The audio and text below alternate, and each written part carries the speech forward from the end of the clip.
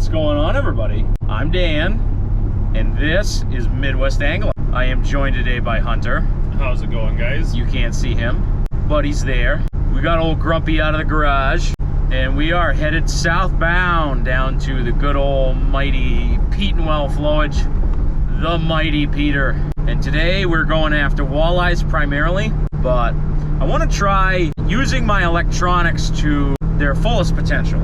It's something that I know how to do, but I've never really done a whole lot. But the idea is that we're going to use the side imaging to pinpoint structure, and then we're going to come back to that structure and sharpshoot. So that is going to be our goal for the day.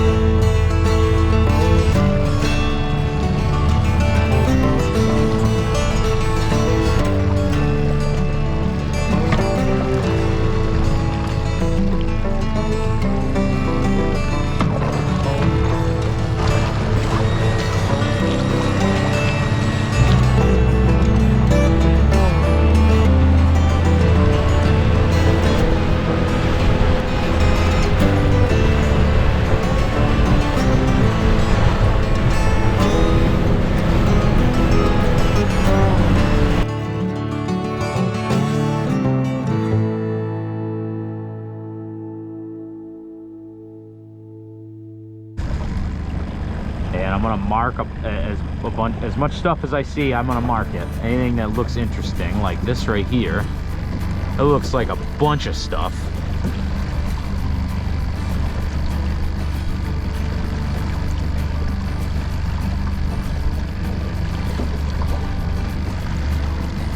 And then when we go through, after we're done scanning, we can look at the map and we can roll right up on it. Fish that structure off to the side. So if there's anything that's on it, we're not going to spook it. So what is that big? That looks like a big chunk of log. So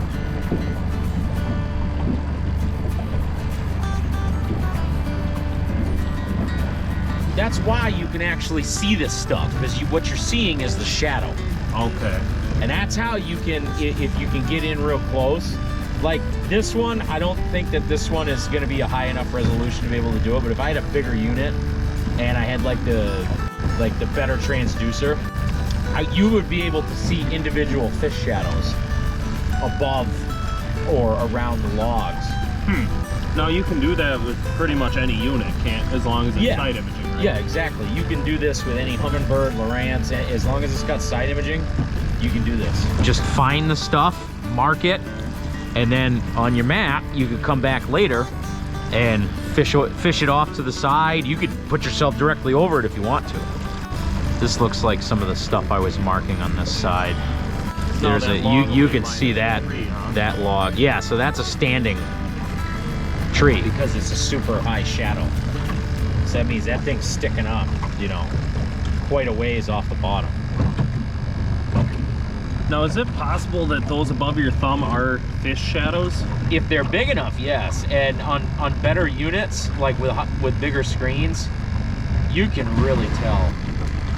But these are obviously, this is like sticks and logs and things that are laying on the bottom. In fact, this right here seems like a really good,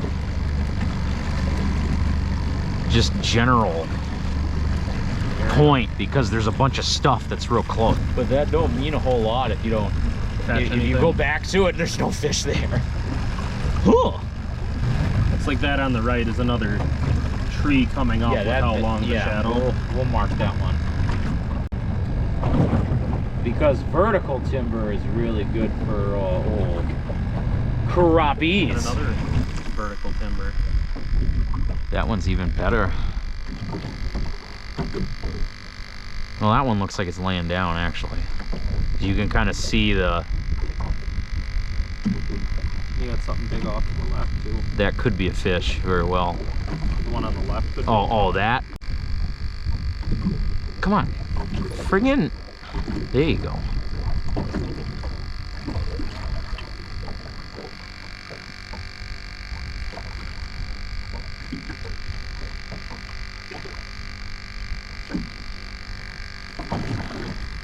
Alright.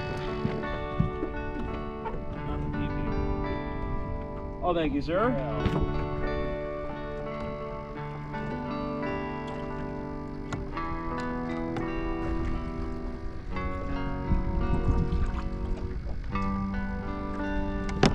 Ooh, I just got a bite. I think this is gonna work, Hunter. I think it is. Y'all eat freaking look. I think we're on to something, dude. I got us headed back in the general direction. Yeah, that is hard as hell to navigate that. It's a lot easier once you've got, like, if you've got it going in a straight line. But when you're trying to hold, like, that's where spot lock is really helpful. Because right now I am spot lock. As much as I like to think of myself as a talented guy, in all reality, I ain't that friggin' talented. So that's why we're gonna use the old marker buoy to just give a visual aid to help keep on the mark.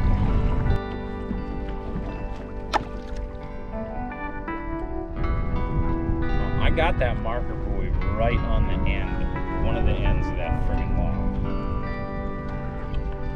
Don't ask me how. And of course the wind direction changed. Again, now it's coming straight out of the south. I don't feel like fighting with it anymore.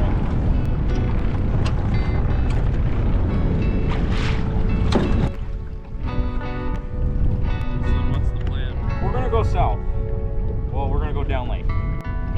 Probably all the way to the dike, to be honest with you. We got enough fuel for that? We should, if we don't do anything else.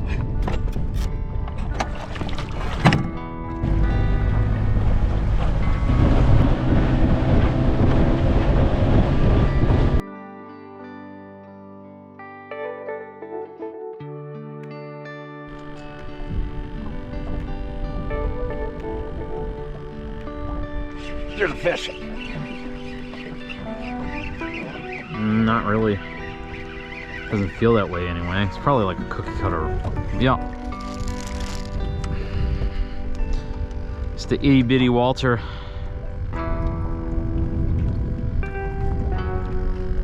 First fish of the day. Oh, I just got a bite.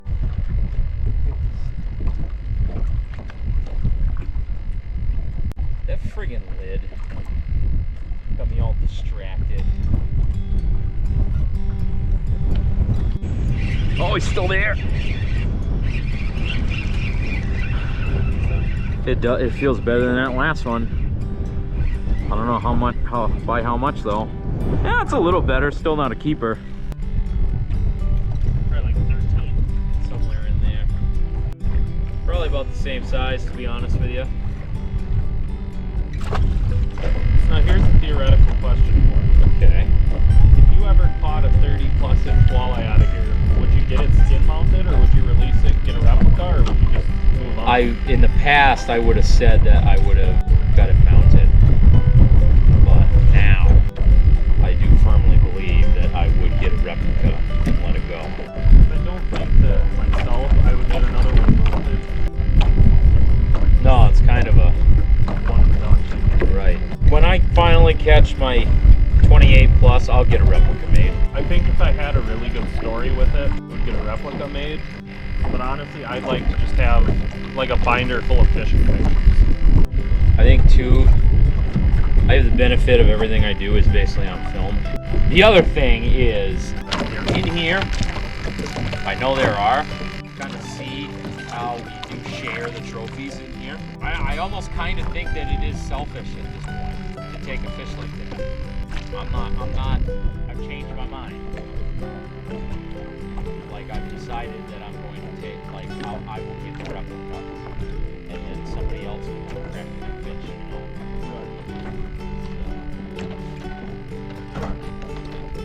I can understand that train of thought. I think. It felt like it at first.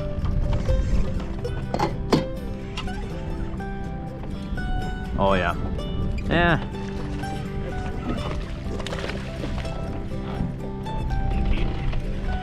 Yeah, he hit a lot harder than he actually is. But as a general size, they are getting bigger. That might be a 15. No. I don't think so. Well, that's close. I would be surprised if he's 14. Short. They're little, but at least it's action. Oh, damn it. What? Got the marker buoy. Well, that ruins everything. Fish.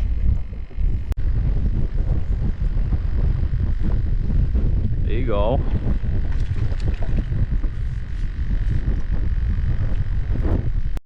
Is it a sauger? No, just a Walter. Just a little neat Walter.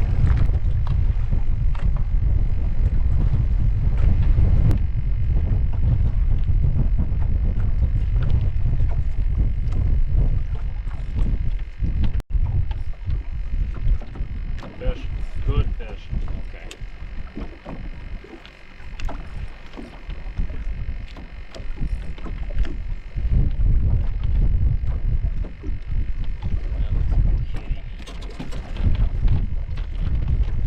Not really fighting, just getting that shape.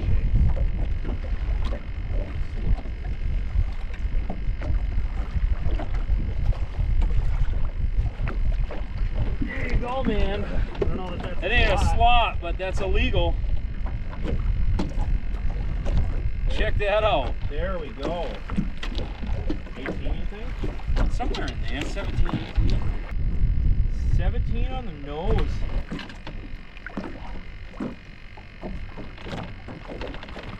Well, I just think it's stupid to about things like live scope and technology and then turn around and kill every fish you catch. Like, because here's the thing, nobody is going and spending $3,000 on electronics just so that they can eat fish. Nobody's doing that. I don't know who, if it's Randy that keeps spreading that nonsense or what. It's not true. Nobody's doing that. Jealousy is just an incredible thing. Somebody's finding success and you're not. It's really easy to throw stones and criticize. Try to find the fault with why you're not having success. It's not your fault, but you know, sometimes it is just your fault. You're just not doing it right. I mean, every fish that we've caught here today has been because we identified structure using side imaging and then come back to it. So if we were just randomly out here on some random spot with no mapping, no imaging at all, we probably wouldn't have found these fish. So I think the real question is where do you draw the line? To me, you don't draw the line. You just need to kill less fish. Like, if your whole argument is that people are finding too much success in the sport, then it's not really a sport, is it? The fact is that there are plenty of fish out here. There's enough fish for everybody. And there's no need to get bent out of shape about what somebody else is using. Just keep your eyes on your own boat.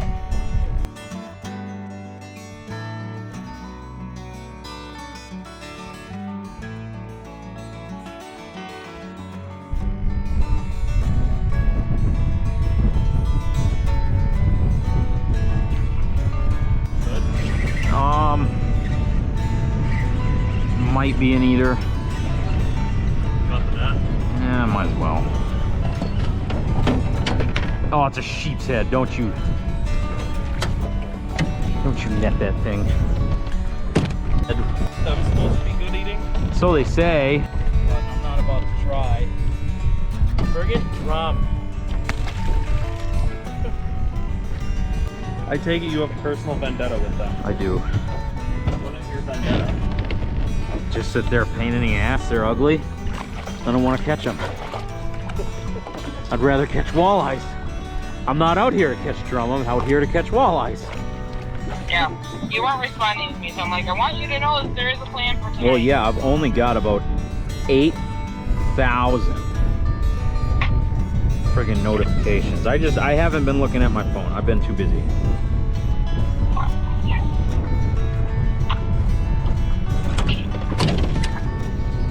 That's a fish. It's a, yeah, that ain't no walleye. And it's another goat. Have your goats. Boat stole my Fenwick. Maybe dumped cheese all over the place. You said you wanted to wash the boat. Jeez, friggin' goat. What a fish fry.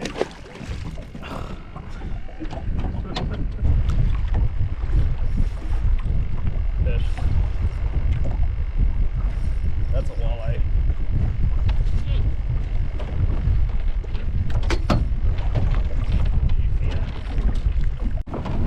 I did not see the fish. It just seems like you got a decent fish on. He's jugging like a walleye.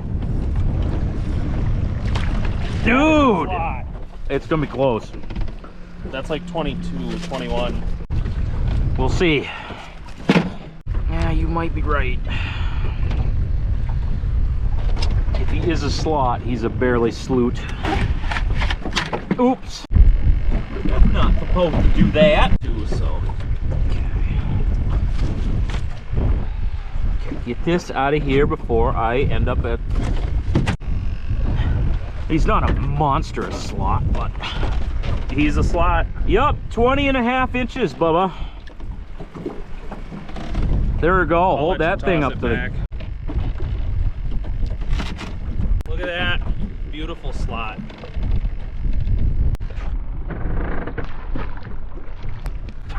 Well, that just made this whole trip worth it. Yeah.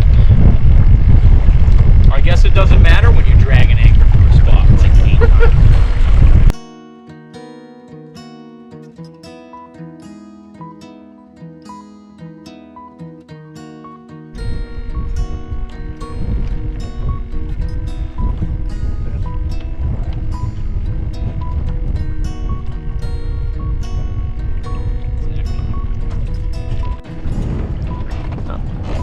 I told you. Now you're just an ass. You want to pop that off? Hey, so I gotta unhook him. You want me to catch him for you too? Well, you're kind of behind on the count, so maybe you should. Yeah, I gotta touch the fish, and then that'll bring me good luck.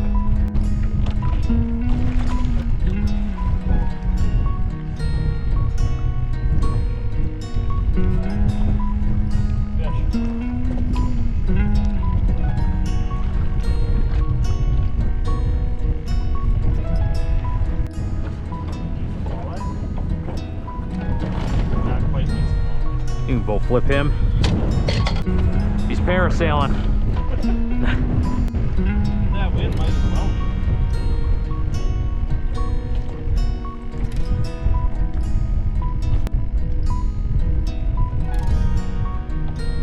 Another Walter. That was one for the record books. Yeah. There it is.